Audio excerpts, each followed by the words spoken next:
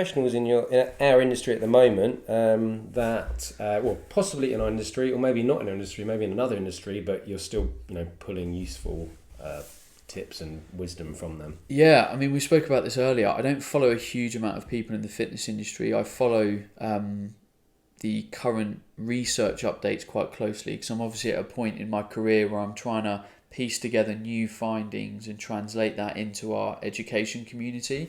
So I pay attention to that quite a bit. I pay attention to people that disseminate research, maybe people like James Krieger, Aaron Allagon, Brad Schoenfeld, kind of people that are really invested in disseminating the research, because it obviously helps us from an education point of view. I follow a lot of people that are interested in kind of behaviour, emotions, psychology. So I like the work of Jordan B. Peterson, Gretchen Rubin, because for me, I know about nutrition and training, and I'll keep topping that up all the time, don't get me wrong. But our ability to implement change on other people all relies on our ability to understand other people. So you and me right now, if I'm going to help you and if I'm going to help the students, I have to understand them better. What's going through their head? What do they feel every day? What troubles and stresses do they have? How do they view the world? How have they been brought up? What are their biases?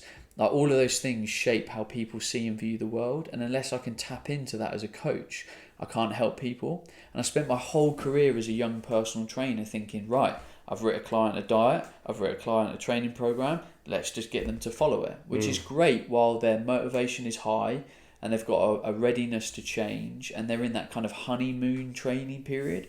But 4, 6, 7 weeks down the line, that client's going to start to lose that initial motivation. And if you haven't tapped into their key drivers of change, you're not going to help them change. And when I was a young trainer, I had a pretty low success rate of helping people change, and it's because I didn't understand them and I wasn't spending time listening enough to the person in front of me and going, actually, in my head as a young guy, this sounds like an excuse, like, oh, just do the work. And this is especially important in young trainers that are maybe 22, 24, 26, that maybe haven't got a mortgage yet, haven't had kids, haven't had all these like life events that shapes you and changes you. So when a mum sits down in front of you and says, oh, I don't really have any time to go to the gym, my kids are mental, I'm a stay-at-home mum, I'm having to look after my partner's work, all the rest of it, a trainer has to listen to that. It's not a case of like, you're just not prioritising it. That might be a factor, don't get us wrong.